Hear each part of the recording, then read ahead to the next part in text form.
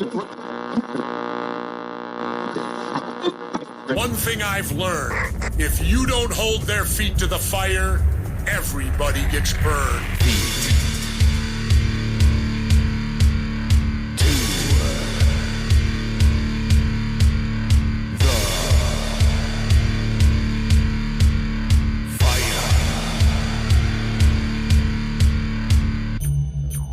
Hold on. Before you start waving around that freedom of speech thing, when you're in a crowded movie theater and you scream fire, you better be able to smell smoke. You come on this radio show and you start saying incandescent things like that, you better have more behind you, pal, than just your thumb.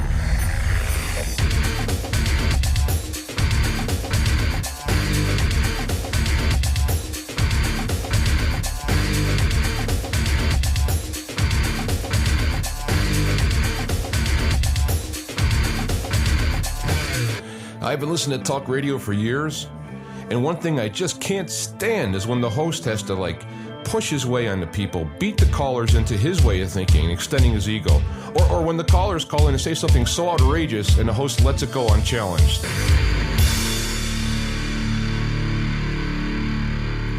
The sign you're on the road to truth is the lack of contradiction.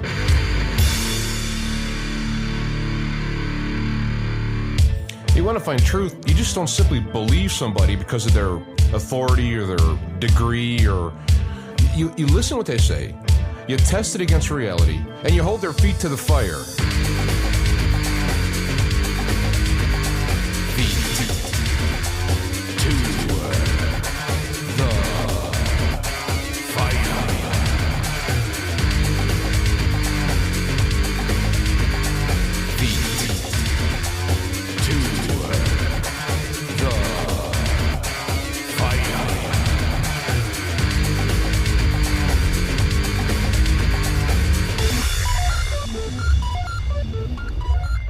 All right, we are back and we are live. Feet to the fire. I am your host, James, Arthur Yanchek, the Black Knight of Talk Radio. Feet to the fire. We're closing into year 18 of doing the show. 18 years. And we will start year 19. I think our anniversary is the 5th. So I guess this will have to be our anniversary show as well, though I didn't even think about it to this minute. With all the stuff going on, it is, I don't know, you miss a lot of those little things, the nice things. But 18 years, Feet to the Fire started out on Live 365 on January 5th, 2003.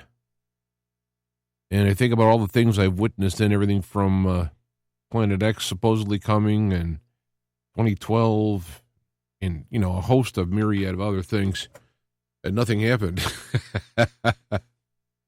So one of the most exciting things that happened to you in the last 18 years on your show, well, nothing came true and nothing actually happened. Anyway, that's of course, there's our things that have come about and all that, but those are the main ones. It's kind of interesting because we're now looking at what I would think of in my lifetime, the most important step in the future of this country, in the world for that matter, in Christianity, spirituality for that matter. Right now, it's the largest event that will happen, and it's not like there's incoming war, like they just noticed that there's incoming bombers. Will they hit? No, it's nothing like that. It's actually magnitudes greater because it's more subtle with a huge ramification, which will multiply quickly depending how it goes. So I've been talking about this for a long time now, weeks at least, in details. I've called this episode the Eye of the Storm, and what I mean by that, Trump tweeted out a picture of himself saying it's the calm before the storm and all that, and I'm not. It's not that I'm not counting that into it. It does play into the greater narrative here, but when you look at the eye of a storm, it is calm. And right now, what I see around me is a eerie calmness, while inside, and there's an internal anxiety because of the choices that are soon to be made, which will then change the course of where we're at or define the course. I've mentioned in the last couple of shows, every time choices are made, there's like this click of a gear that we go forward and our choices are more limited and our direction is more focused. And each time these choices come, and what I've seen in the last week, you went from having no senators saying that they're going to protest the fraud in these so-called certified elections, and thus the electors, to, 12, 13, 14 of the senators are. You have Pence being totally silent, his spokespeople wanting to dismiss the lawsuit, which would define his power in it, and his lawyers intimated that he was not interested in taking this option. So all of a sudden, him coming out saying, well, of course I welcome the senators to choose this option of a questioning and research into it. So that's a big clunk forward. Would there have been any senators? Would Pence reject it? Well, it looks like he's not going to reject it, at least off the top, and some senators are going to join with the many House members to do this. Clunk, we move forward. Meanwhile, Trump is saying he's going to present evidence, and supposedly I read an article, there was 100 or so state representatives were given a presentation of all the fraud. But now in reading in some of the talks of constitutional talks that it wouldn't be the states that decide unless they decide by sending their electors in, that it'll be a simple vote in the House and Senate, which would not pass because if it's on party line votes, the House would not pass it. So I don't, it's really unclear how it works. I've heard it said several different ways now, not having my own line into a constitutional scholar. But meanwhile, every time we move forward here, again, clink goes the gears. You can't go back from it. Clink, you go forward. You're more focused in your options start to diminish. They start to get smaller, and therefore your direction and focus gets smaller as it moves in. The eye of the hurricane is still peaceful, and yet there's raging winds only a few miles in all directions. And this is why I think what we feel inside is that there's it's not like we have no clue we're in the eye of the storm. We know we are, and we're wondering what's going to happen. Which direction we take, we're going to go into raging winds. I suggest that while this is going on in the physical, I suggest the same is true in metaphysical as well. Now, it depends on your spiritual beliefs, and even within a particular one, there's these various doctrinal and different sects with different opinions. But it would seem to me that you have evil making its big stand. So if you want to call this the latter days and so forth, whether you want to get into details, whether, Satan has fallen from heaven and he's on earth and woe unto earth, he has a short time. If you want to use those verses, this would go along with what I'm saying with the metaphysical end. There's a lot going on behind the scenes. I suggest no matter which ways go in Washington, the struggles, in the political struggles in Washington, we will pass out of the eye into tumult. Tumult will be in the physical, riots, arrests, financial distress, so forth. But it also, tumult will be in the spiritual as well. We're not in a mere struggle for political control. This is a struggle for world domination and soul oppression. I want to say solar oppression. Make my own word up, but it would be messed up with the soul, with the sun. Soul oppression. I would assert this is the time of testing and the time of revealing and the separating wheat from chaff. Which is not, it's not a pleasant thing. When I talk to people, I'm trying to talk and say, look, God is here. We're in these times. They were foretold. Hang with God, and you will make it through. Those who hang on to the end will be saved. they'll make it through all this trouble. Now, there's going to be people who die in it and all that other stuff. So you have the individuals with their own destiny, and then you have the group, which also includes the individuals. And so it's kind of hard to say, oh, okay, I believe in God, I believe in Jesus, so I'm not going to be harmed in this. And yet there's plenty of evidence of Christians and prophets of the Old Testament being harmed as they make their stand. But when Jesus talks about will be saved from it, is that whatever tumult you go through, you make a stand for God, ultimately you will be pulled through it to a point of the reaping the rewards of growth, learning, making a stand, and so forth, rather than failing,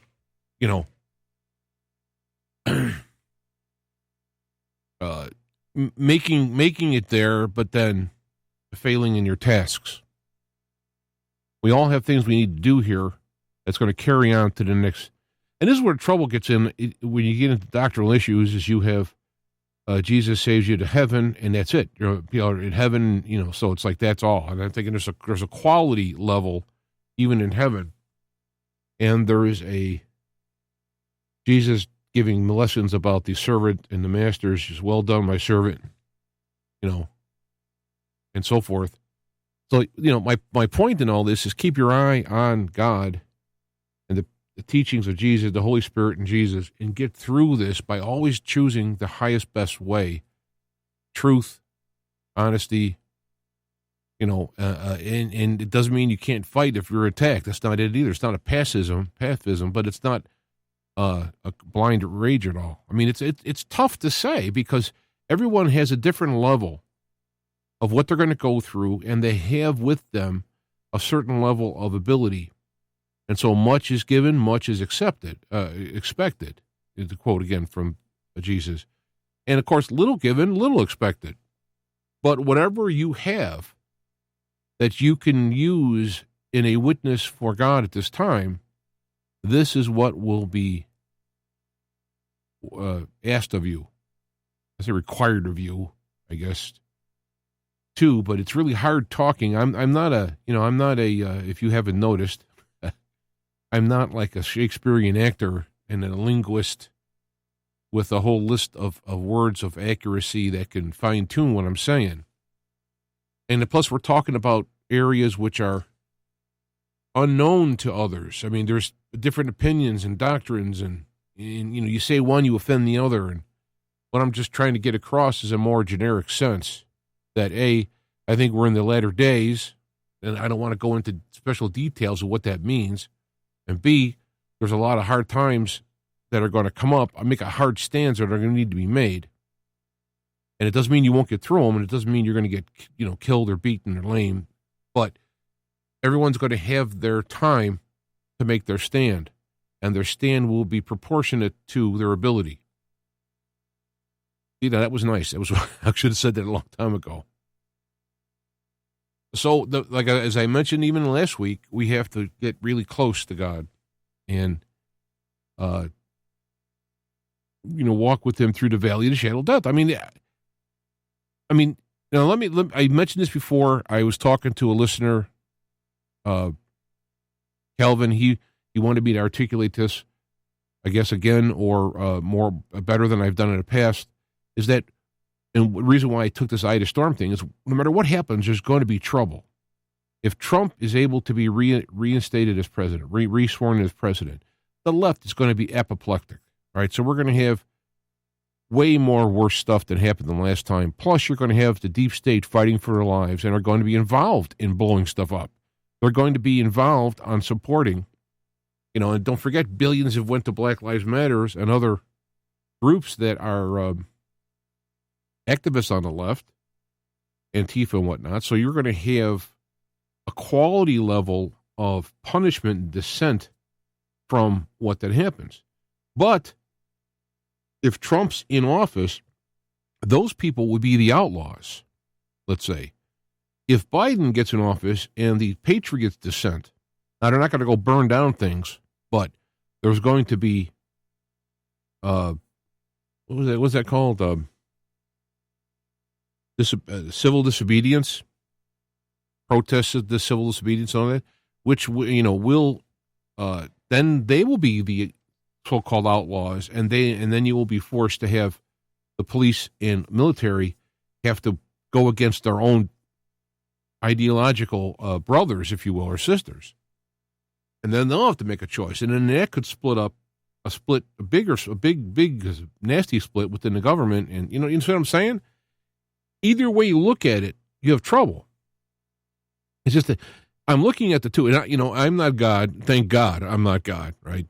And I defer to God, and just like Jesus prayed in the Garden of Gethsemane, take this cup from my lips, but not by my will, by thine will.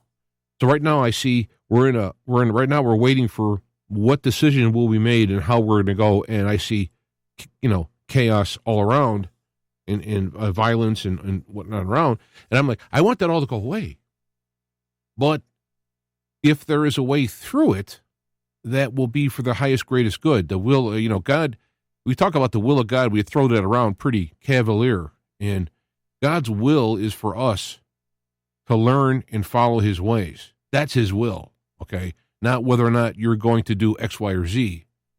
It's God's will in my life that I drink this soda now. I mean, I don't mean to be crude, but sometimes people throw to God's will around is a nice little way to have my will be done. But God's will is for you to follow and be the best you can be. In that circumstance, be like God. God wants you to be your son, a daughter of God, a child of God. So that's his will. Now, how that actually works out is going to be individual people at the time. So what it needs to do. That's why people need to have a relationship with God so they can find out, God, you know what's best for me at this moment for the highest, best good of all those involved with me, family, what I may be responsible for or whatever. So I'd like to have that advice. And I'm willingly ask for it, and I willingly want to follow it. So you're not treating me like a robot, like the enemy does. The enemy wants slaves, mindless slaves.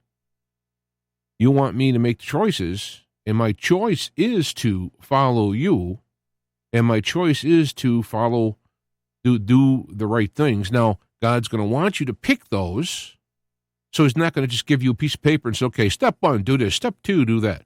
But the way that God works with you, and these are all things I have found, and this is what I find in my life, and this is what I personally accept and believe. You can do what you want with it, but what I have found is God wants you to figure out the right ways. And I don't mean just using your brain, or it's using your heart and brain. The heart has the spiritual input.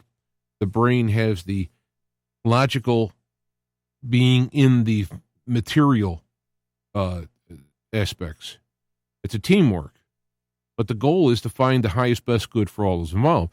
And when someone saves a child and gets harmed themselves, their choice was to save the child's life. The concept of it is of more importance than whether or not I get hurt or die. And so I'll do the best I can to help. And sometimes you can do it. Sometimes you get injured. Sometimes you die. But the choice was a spiritual one. It was a placing someone, whether it's a family member or a stranger, placing the harm of that child and your ability to intervene in that oncoming harm, and you make that choice. There's a blessing in that. It's not like, that person would have been Hitler and he would have died and it would have been over. But no, now that you saved that person, the person going to grow up and become the new Hitler and all that. No, forget that. That's all a bunch of malarkey. I like that. I happen to like that word, even though Joe Biden had used it. I like the word malarkey. So the aspect of this now is we're in this eye, and it's getting a little, to me, it's like I'm nervous and what's going to happen. Are we going to go this way or that way? Are they going to choose this way or that way? Are they going to make us take the vaccines or are they not? Are they going to, am I going to lose my ability to have a living and then therefore my home, and now I'm homeless or I'm staying with relatives, but I can't stay with relatives because then they'll be blackballed for me not doing it. You know what I mean? All that stuff's curling around in my head. And I have to trust God that the right choice the high-row choice is not to get the vaccine for a number of reasons, which I've talked about many times. That's the higher choice, even though you have potential problems by doing that. And God can have you work through the problems, or God can shelter you from the problems. And I've come up with a bunch of principles of trying to learn about God.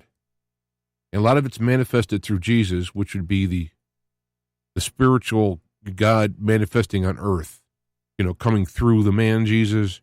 There is, when Jesus says, when you see the Father, you've seen me, that's the best you're going to get for a human being, because you are limited in your, and that's how God appears on earth, if you will, is God enters through space-time. Picture the Matrix. Remember where they have the agents can pop in through some of the people? Well, if you're aligned with Satan or open to him, that could happen in terms of Satan, whether influence or, actual possession. But God also works that way too, where if you are aligned with God and open to God, God can enter space-time through your body and do things. You've heard things where a kid is under a car and then a mother picks up the car, the 3,000-pound car, and kid gets out. Now, she may break her back or her something in the process, but physically that's like impossible to do. Well, God might have slipped in there and did some work to get that going. I mean, we don't know. We don't know. This is the thing. God is humble. God won't even tell you he did that. Say that lady saved the person. God is not going to go, you better tell him I did that. God is very humble. He knows when somebody is secure with themselves in their position and they help other people, they don't need praise. That's why a lot of times we praise God, and he says, you praise me with your lips, but your heart's far away. The heart is the part that matters, not the lips. That is why somebody who may be coarse of lips and this and that, but has a heart close to God, will be actually doing God's will, rather than the holy roller who's got everything all lined up. So as we, this week, we'll talk next week, assuming, and these decisions will have been made. Now, it's possible there's a different way than we see, or I see, that could come of it. But remember, one of the things that I'm banking on in this is that nobody knows what's going to happen, because this is unprecedented in our history. And, excuse me, so many things are balanced on it. And using the complexity theory, which I talked about a few weeks ago, where so many things affect others that the butterfly could start off a hurricane. It's only because of how they're all interreacted. And so something could happen which could turn major tides. We can't even see how that would affect it.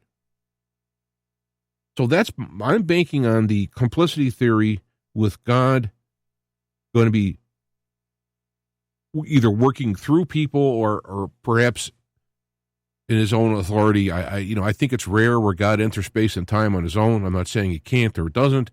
It just seems logical that God is so elevated and all-knowing. I mean, he knows the past and the present because it's all one to God. It's not that he can go back in time and see and go into the future and see. God is living in the now, which is the past and the present all combined. So it's real time for him. So, of course, he can make a decision which would be the best situation for all, But not to mention his intentions are to do that. So when we go forward in this, the thing we have to remember is to remember that God actually, this is not, now God's not up there biting his nails, right? It's all going to work out in the end. Whatever that end is and whenever that is, it's all going to work out. And at some point in time, I would assert that all of the lost souls will have turned somehow. Now, it might be infinity as far as we may concern, but in my opinion, God can't knowingly make someone that he knows is going to be damned for eternity. It just doesn't make sense. It doesn't fit God's all-knowing and all-lovingness. Now, what God wants us to do is to pick the right way for the right reasons. So if you pick the wrong way for the wrong reasons, That's one way to learn the right way and the right reasons. It's a pretty bumpy road for that. And no thank you. I've done enough of that on my own, and I don't want to do that. So I'm not going to be a fire and brimstone preacher who's going to come up and say that, this person's damned and this is going to happen.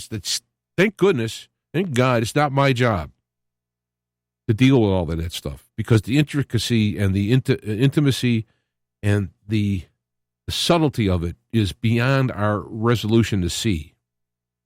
It's like trying to be able to look into the sun or look into the darkness and have resolution to see color and distance and depth. I mean, it's beyond our ability.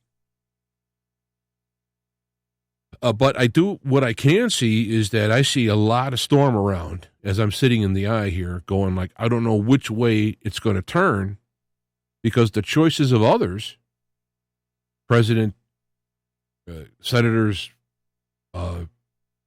representatives, plus then the power brokers around the world, those choices are deciding which way the storm moves, so to speak.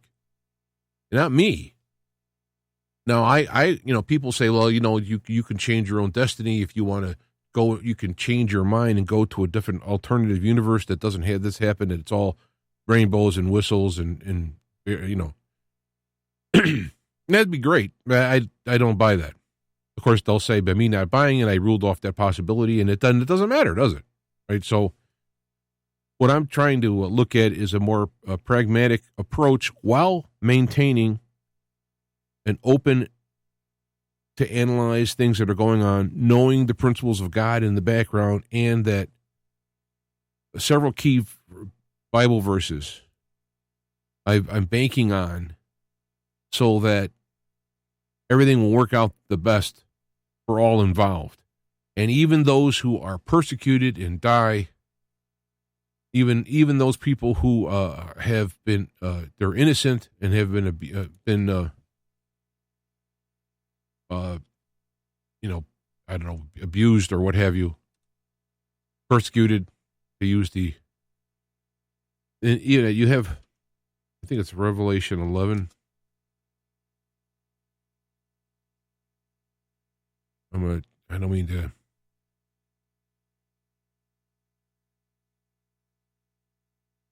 No, I'm not going to. I just thought of it now, so it's hard for me to. It says in there that the righteous, I don't remember verses like memorizing. I can't do that, but I can get the point. And so the verse was when the people who came out from underneath the altar who were persecuted for righteousness, killed on earth, said, "Hey, how long are you going to let this happen?" And then God said, Jesus said, take these robes, white robes, and wash yourself in cleanliness and wait. The time isn't done. The time has not been fulfilled for all the people who could suffer for righteousness' sake have not had the chance. Now, I'm paraphrasing it kind of, but it's what it means. Is that God is looking at this planet, and saying, I want to give everyone an opportunity to do the best they can to become more like me at this time. Because being alive on earth is another thing I've just accepted, is a fantastic way to advance and learn your soul. It's much more, you can do more and make more ground faster and deeper on earth than you can in heaven. And it's probably because this is just the way it is. I don't know. I'm not going to start, the way it is. So by him delaying, intervening, and stopping the oppression is a favor to those who in that oppression will have an opportunity to do their best, fastest, best spiritual growth. It's actually being merciful to allow you to suffer. I mean, to put it bluntly. But on the other hand, there's plenty of verses, and I just mentioned last week about when Peter was falling in the water. "So save me. I'm perishing." And immediately Jesus reached out his hand. And that's why I really like Jesus and God manifesting through Jesus. You have the all-knowing spiritual coming into the human And so God knows intimately what it's like, not only theoretically in God's knowledge of everything. God has intimately known what it is to be a human and the problems that it faces. So you have an advocate in God. God is your defense attorney and the judge. Satan is the accuser. So in these times, because these times are so huge, and if it is latter days and the end times and all this stuff's going to happen is going to be, the old phrase, it's biblical in proportion. Well, we're going to see it. It's going to be biblical in proportion. The Bible is going to come alive in this space-time. And the principles that have been taught in Matthew 24, Revelation, and other places are going to be here. Now, I don't get into counting time and days and, 7 years and all this stuff. I don't want to do that.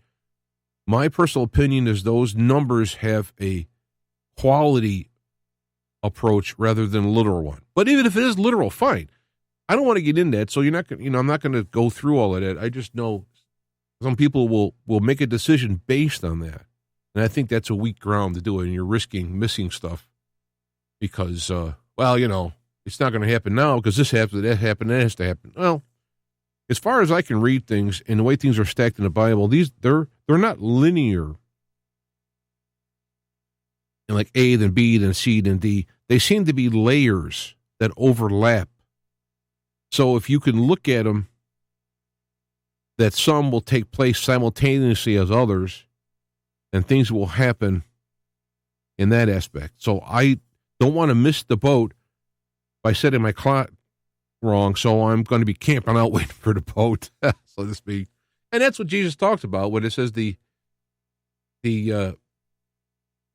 bridesmaids, the 10 or the 12 bridesmaids, they waited and had their oil and they were ready to go when the time came, and the other ones didn't. Well, this is what I think is when you say, that'll be over here, he's coming there, you're setting yourself up for a failure. So it's always be ready. God, and when I think Jesus, when he left, his return was imminent back when he left, not when Israel was restarted and all this other stuff. Not saying it doesn't apply. Again, layers. I'm looking at the layer of Jesus. That's my layer. When Jesus was left, the people around them was looking for his return. And as things happen more, and it's not that, we're somehow special that the Bible is happening before our eyes. I think it's just that the quality of evil is at the highest it's ever been universally and worldwide. You've never had the physical world literally being challenged to be oppressed, the entire physical world. You've had these certain parts of the world. You could say, Alexander conquered and had nothing else to conquer. Well, he did. But it's like their influence in their society, where they were, their society, their culture, that's where they were. To go down to Australia and challenge the Aborigine is not like what wasn't like in the deal there.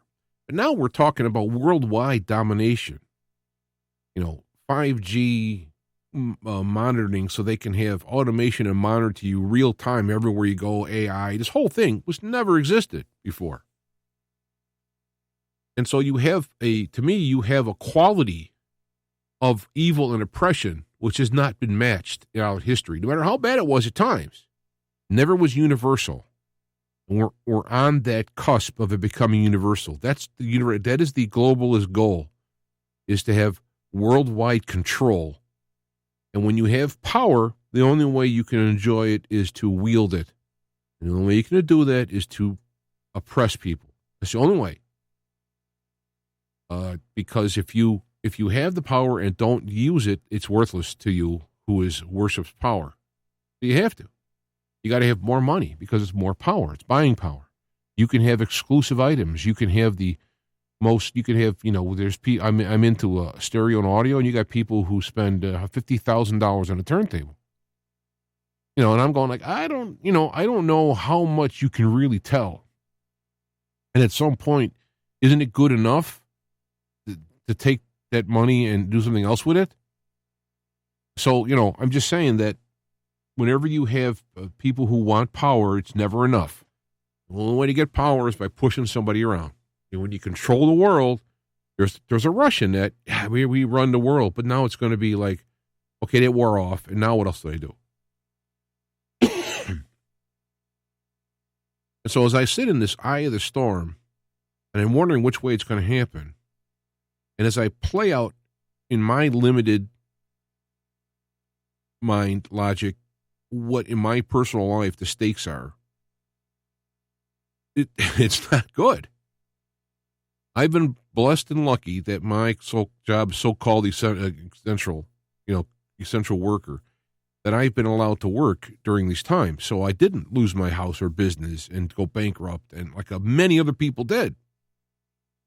But I may have my time in that when it comes to this vaccine. It depends. That's another thing. If you have Trump in the White House, you have a person who is a big fan of the vaccine, which is unfortunate, but he's not a mandator. And so you might get some support from there. But you're going to have to watch the governors may have other means. But again, is it better to have Trump in the White House during this or Biden? That's my point. No matter what happens, and it will happen, and it will be violent and upsetting, it's always better to have Trump in the White House there. Now, also, if he does sworn in, he does this whole deal works out with proving the fraud and all, he's going to have to walk around with a bulletproof bell jar on him because, you want to look at Kennedy and other people. He has withstood more attacks. Now, granted, they weren't violent. I mean, some people have said there's been many attacks and it's been keep secret. I can't comment on it. I don't know. A lot of people will say something and it just becomes believed or facts. And, I can't say it didn't happen, but I can't say it did. But I will tell you that if this happens, he's really going to be, this is war we're in now. And it's going to get hot one way or the other, and which is why I'm looking at people to pray, find what your best way to do is. Like the prayer is to be, I want to do the highest best good for all those involved, including myself. It's a phrase I use, and I pray for Jesus to come today, right now. Jesus come. Look forward to all that. I mean, if that's in the cards for this time we're doing, I want it now. I say in the cards, but you know what I mean by that. God knows what's going on. And after it's all done, how many times have you been in a real sticky thing, and this could happen and that could happen?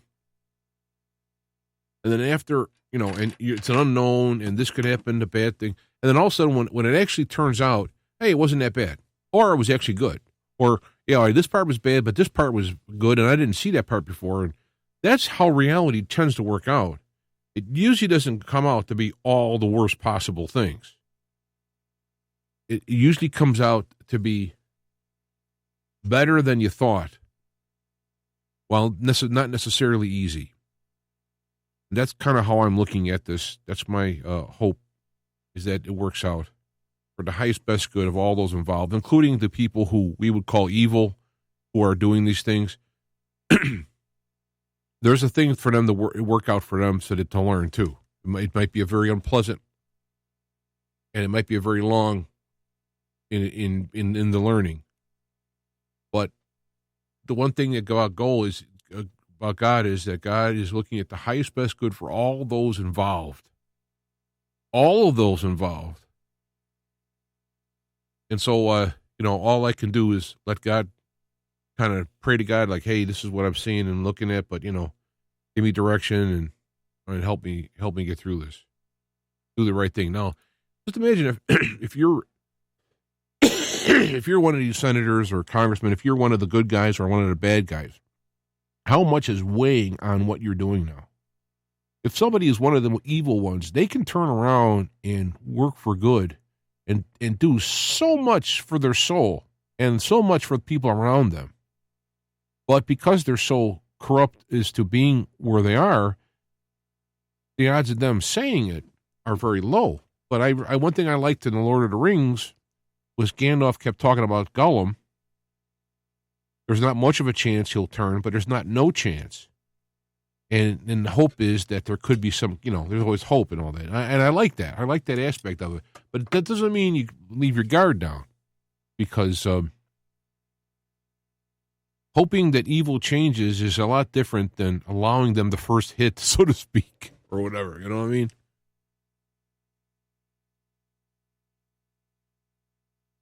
So I'm looking to see, some things have been happening so fast. Well, some of the things that I've noticed is that they are trying to push for mandatory vaccinations, which that's very interested in that.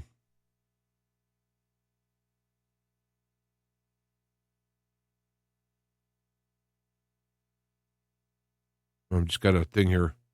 A statement from Acting Secretary of Defense Chris Miller, due to the recent threats issued by Iranian leaders against President Trump and other U.S. government officials, I have ordered the USS Nimitz to halt its routine redeployment. The USS Nimitz will now remain on station in the U.S. Central Command Area of Operations. No one should doubt the resolve of the United States. So you got this going on in the background, too. It's just, all these things are trying, it's not just, so much is on this. I just can't remember anywhere in time where so much is weighing on things that are happening.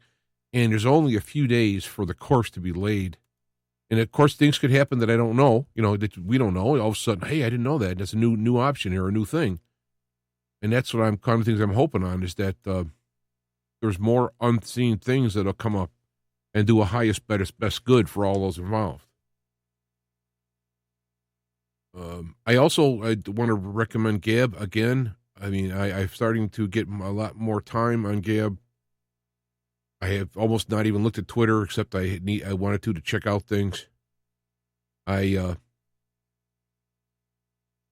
looking. It's got I'm looking to put the show on Gab TV as well. There's all kinds of stuff there, and I really highly recommend it. It's run by a guy who's Christian, but he's running it with freedom of speech. So if you want to talk about, you like the devil and you want to talk about the devil, it's not because it's Christian board. It's because it's constitutionally protected. And the only thing you can't do is break the law. So you can't have kids seeing nude stuff. So that has to be filtered out. And if you don't do it on your own, then you can get in trouble. Makes sense. You can't do Ponzi schemes. You can't rip off people. You can't, libel people and slander them. Regular stuff. So I highly recommend gab.com. My ID over there is F, the number 2F. So it's the @ F, number 2F. That's where I'm at Gab. And I really recommend people go there, because it is, and there's no advertisement, there's no spying. There might be advertisement. I don't know. I have the pro one. I'm donating per month, very small amount, but everything helps when you have millions of users. And I don't see ads, but there might be ads somewhere, but they're, I don't think so. I think, there we go. Gab is 100% funded by you. So there isn't already. And so by, you having a free account, you still can do it. And I'd really recommend doing that. Groups are there. It's everything Facebook, Twitter, all of them combined. It's all there. I think it's really well done. It's constantly being updated and upgraded. There were some times where there's some problems, but they fixed it. So if you, I think they might have been past all of that. In the past, people could have been a little more patient, given the past that I'm trying to think of his name. I'll see it here. I'm scrolling down. Yeah. Andrew Torba, task that he's taken upon himself to just not make money, but to offer a position and stay afloat.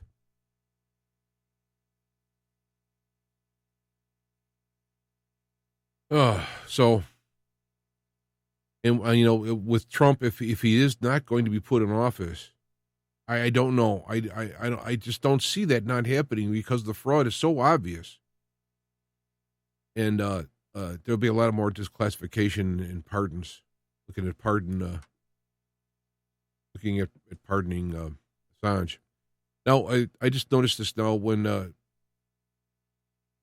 Schumer was talking, he said amen and a women, which is ridiculous. And there's a nice article written on here where a guy goes through the epileptical, I'm not saying the word, I can't see the word right, the history, etymology,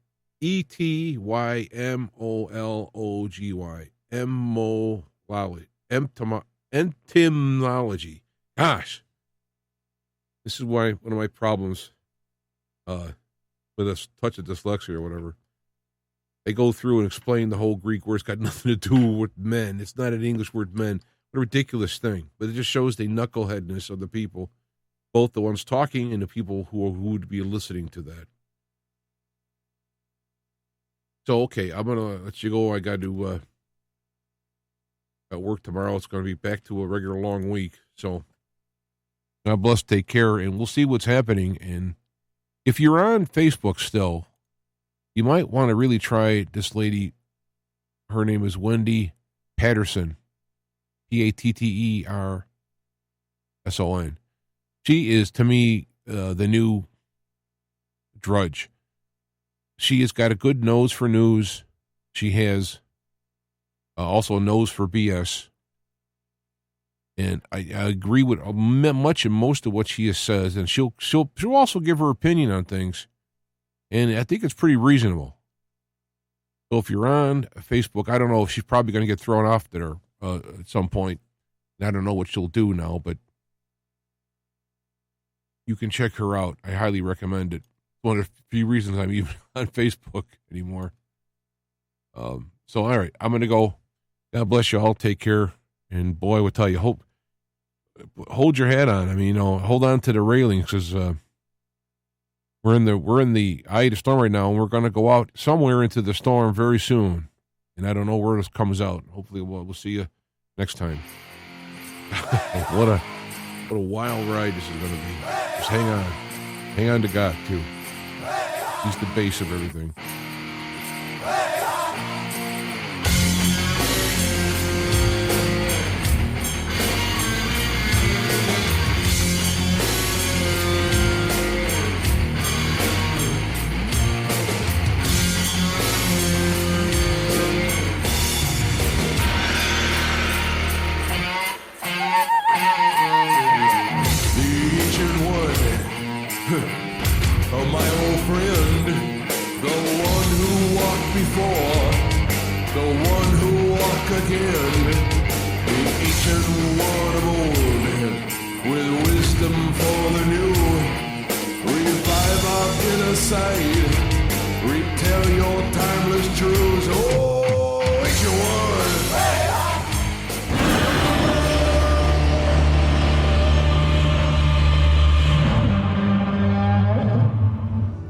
Feet to Fire is a production of IPS Media Works on the OnSync Radio network of stations.